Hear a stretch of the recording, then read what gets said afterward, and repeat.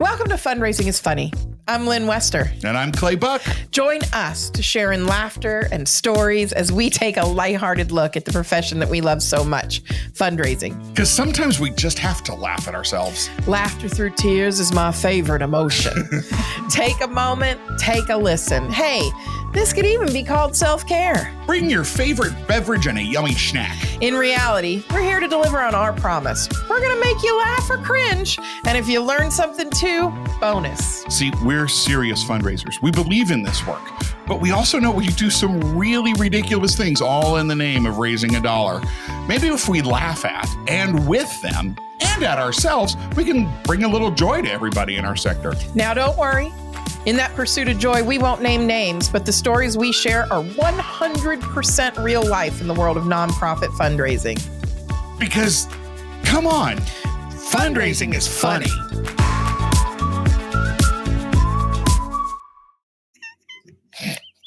We haven't even said hello, and you're already. Hi, Lynn. Hi, Clay. What's going on? What is You know what? I think sometime we should really just do an episode of us just giggling. Oh my and God. see how many people just listen to us laugh for 20 minutes and laugh along with us. What if I snortle? What do you mean, what if? Or guffaw? What if there's a chuckle in there? Oh my gosh. I mean, I could release There's tension. Great line from the play that then became the movie with Elizabeth Taylor, Who's Afraid of Virginia Woolf. And she goes, I don't pray. It just made me think of that. Anyway, hey, how are you? Which makes me think of Dominic the Donkey. Dominic the Donkey. And if you don't know that Christmas classic, folks, it's time to brush up on your international Christmas tunes. I don't know. So here we sit talking about celebrities and famous things. Oh, hey, Clay. Which it's almost like that's a segue. Oh my God. Not the kind you ride Not off a the cliff. Scooter. You know that the Segway founder died on a Segway. It actually fell That's off very a cliff. sad. He drove himself off a cliff in a Segway. That's awful. No, it's not. It seems to be karma if you've ever done one of those Segway Irony. tours. I mean, but anyway. Alanis Morissette should call him. Ooh. Wow, I digress. We're going to get emails on that one. Oh, as if we just get blood thrown on us like the rest of them. Speaking of. So, Clay, Yes. I had a question from a client. Okay. And it's a funny. Okay. A funny But question. it's also a question. Okay. All right. I'm here for it. She was recently at her quarterly or whatever, regular board meeting. Mm. And they were taking suggestions from board members about how to increase their fundraising. Okay. And I'm already like, depending on, and I know that can all go of in you have multiple heard directions. this question, so I want to be. Oh, it's not that question. It is that question. It's that question? Oh. Who here knows anybody who knows Mackenzie Scott? Oh. Did anybody know Mackenzie Scott? Oh no! Did anybody have a connection? No, Okay. no, All right. not anything more than Connect Four. You know, like, I mean, I'd have ordered stuff from Amazon, so. Yes, no one knew Bill Gates either or Oprah. They went through the room, and no one knew Warren Oprah. Buffett either. No. Yeah, the board came Why? up empty. Why am I surprised? Not surprised. Now, Mackenzie Scott's been Very generous. as Bill Gates and Oprah and Yes. others have been. True. But did you know? Probably. Probably. You know, because fundraising nerd humor is different in different areas. That the uber wealthy actually give less. What about the Lyft wealthy? Well, who owns Uber? Have you watched that Uber series on Showtime? Oh my gosh. You guys, we're not gonna make it. We're not gonna make it. We're so sorry. Okay, you started to say the Uber. The 1% or better. Ultra high net worth. Yes. The bajillionaires. Yes. The people with Yes. zeros that we can't count, including Yes. like the Kardashians. Yes. And Taylor Swift. Okay. They by percentage give less than proportionately than those in the middle, and especially those in America who are beneath the poverty line. What? Yeah, there's charts. Like as a percentage of household income. Yeah, like the poorer you are in America, the more charitable you are. As a percentage of, Yeah. Once you hit below the poverty line, you're more generous. Now, yeah. It's funny, haha, not funny, haha, and as all of our jokes are. Right. Well, and I'm sorry, for the sake of the podcast, like I want to be all like, no, really, it's not shocking. It's a statistic that you and I've seen a lot, and once you see it and absorb it, it kind of isn't shocking. No, it's not. And also, I feel like there's 100 million reasons why. Sure. But one of them is because, and let's be honest, some of it is math. Some of it, maths. Some of it is math. They call it maths in England. Which I know. It's really cool sometimes. And I know. They also call it aluminium and add an I. Well, schedule.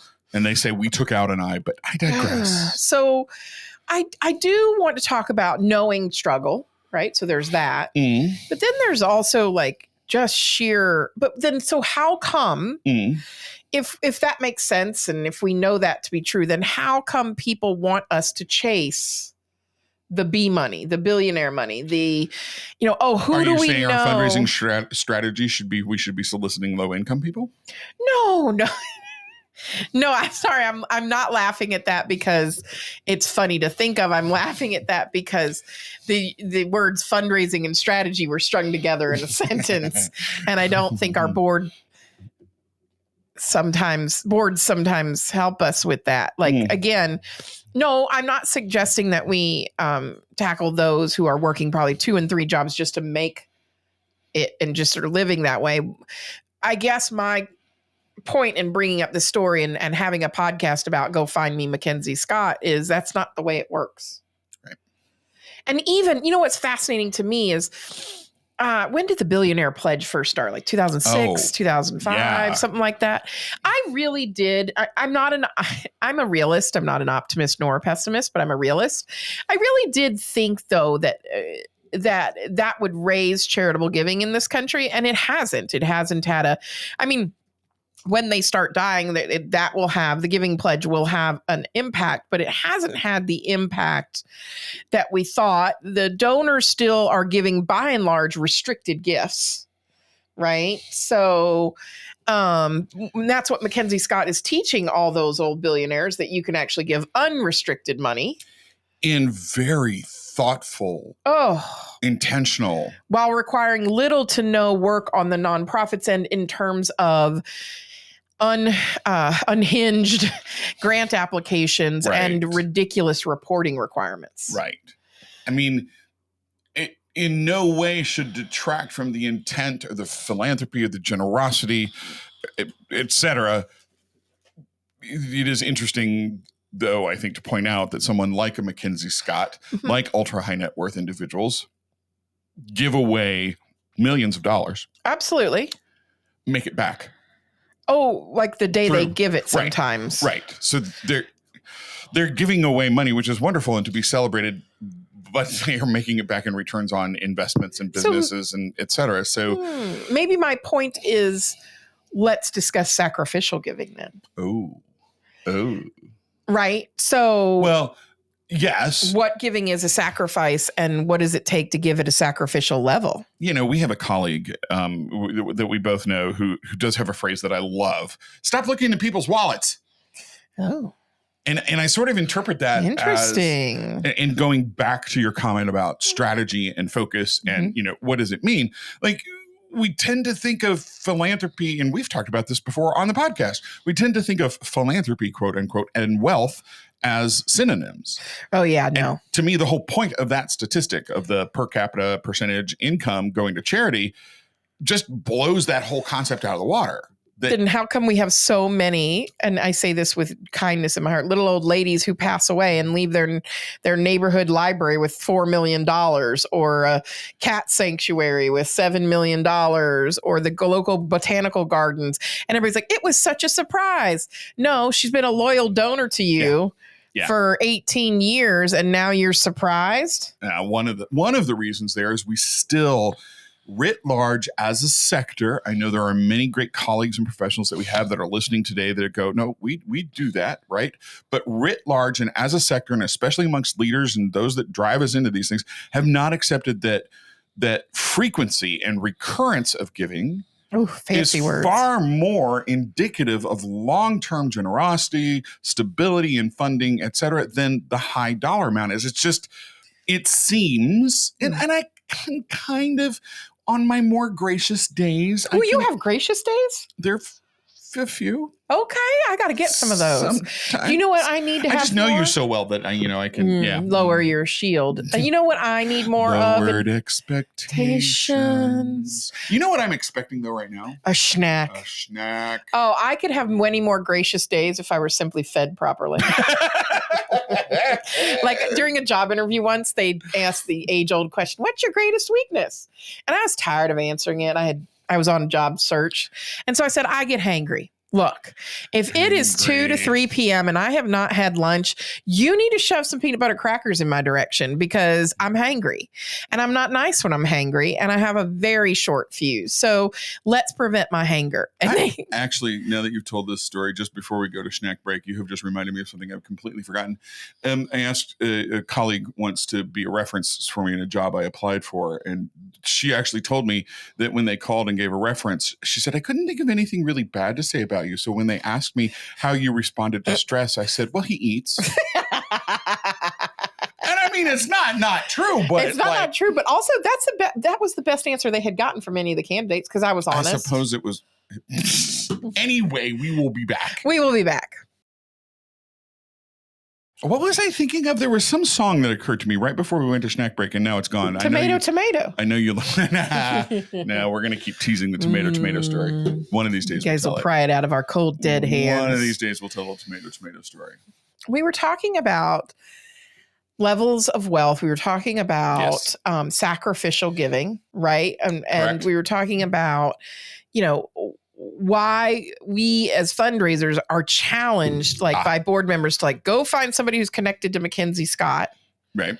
And what's interesting is a lot of the big gifts that Mackenzie Scott made, she was not connected to the organizations either. She had her team go out and research sound nonprofit organizations that were doing good in underrepresented communities. They didn't have to go through an extensive grant process. All she had to do was talk to the CEO or the executive director, her people or her did, and then the grant came through. Or she's self-identified places who need help based on an inundation of resources. Maybe a tragedy has happened and they need money to help administer the funds, things like that. So she's really thinking about the overhead. She's thinking about the whole of the organization, things like that. Can I pop in a quick side note?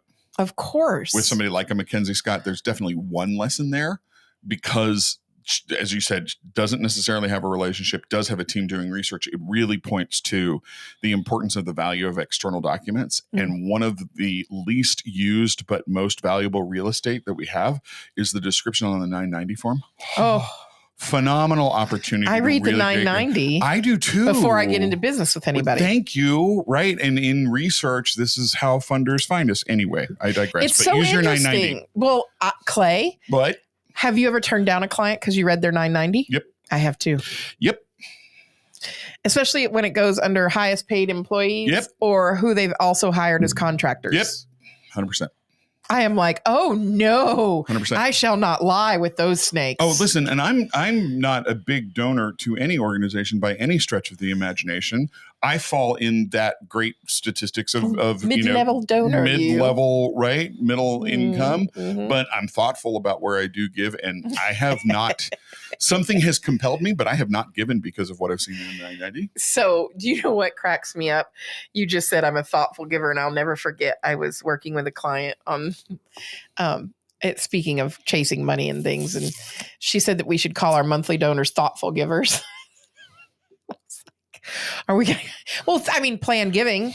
Isn't all giving somewhat planned, or are people just walking out around throwing hundos out the door spontaneously? I mean, again, vocabulary in our sector, planned giving. Oops, I made an unplanned gift. I hate it when I do that. I slipped up and I slipped and made a gift.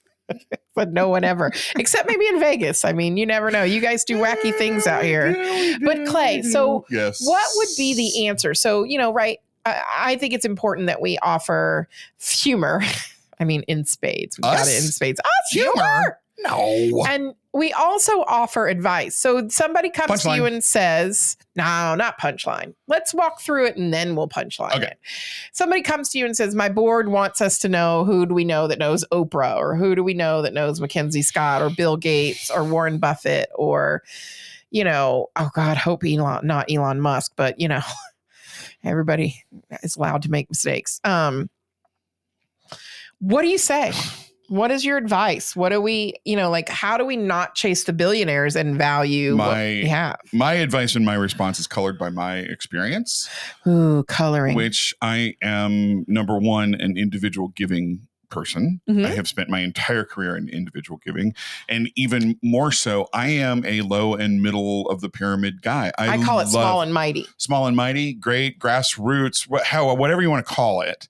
I love the $50, the $100, the $250 donor. And my response is always, you will have more sustainable long-term giving from investing in broad-based overall individual giving than in single large gifts from wealthy individuals. And I also cite the statistics that are, your major donors tend to be with you for 7 years or less, that the good old donor pyramid stuff, the 80-20 Pareto principle, that sustainable giving, you need a broad base of support, that today's $50 donors are major donors for 5 years from now. There's all kinds of benefits to having that broad base of support from a wide range of the community. Not to mention, it's the right dadgum thing to do.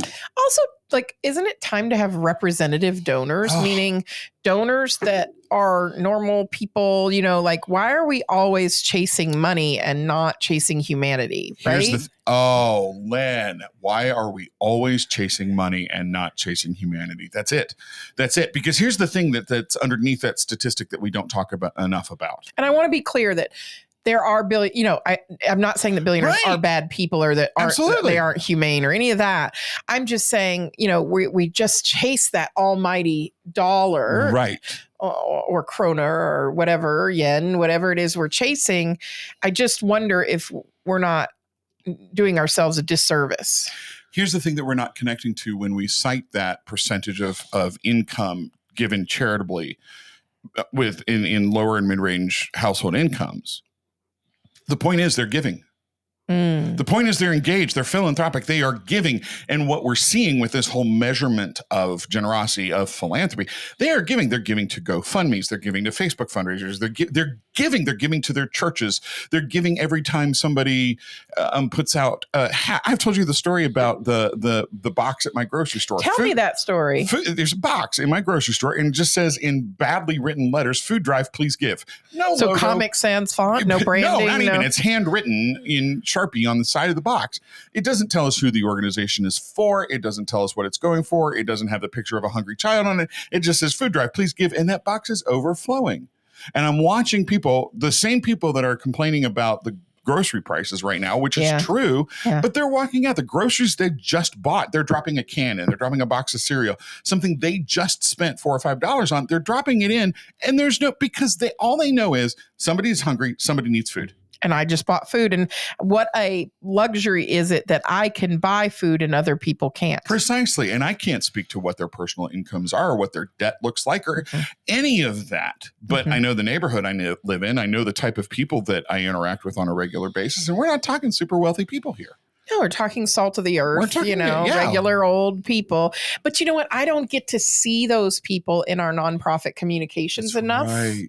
I don't get to see somebody praised for just going in the store and dropping off a can, or, instead of me having those Cheddar Bay biscuits tonight, maybe giving them to someone else. Or, I mean, now I know what to get you. No, it's fine. It requires cheddar and butter. So, and that's the other thing. We also forget that sometimes we take gifts that might cost our organization money or resources that we may not have. That's one thing I do like about the Mackenzie Scott gifts is they're not overburdening the nonprofit that they're going to. But we do have some large donors that are maxing out our capacity. How many visits? How much? Right? How many of the major gifts require some form of event a special or even a event that we have to get to. But I also go to this, at least for me, would be kind of my punchline. Our missions are a promise to our communities. We are granted nonprofit status by the communities in which we work. Our missions are a promise to the community. There's a problem.